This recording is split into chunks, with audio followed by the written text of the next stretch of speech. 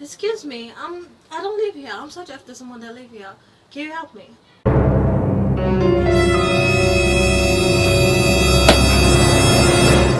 Mademoiselle, des côtés, des bimter. On se lobby. Tu comprends la biche l'autre? L'autre. Biche en anglais, la biche sauté. Zéro. Et là, comment on a dit en anglais? Yaka fuck you. Fuck me. Motherfucker.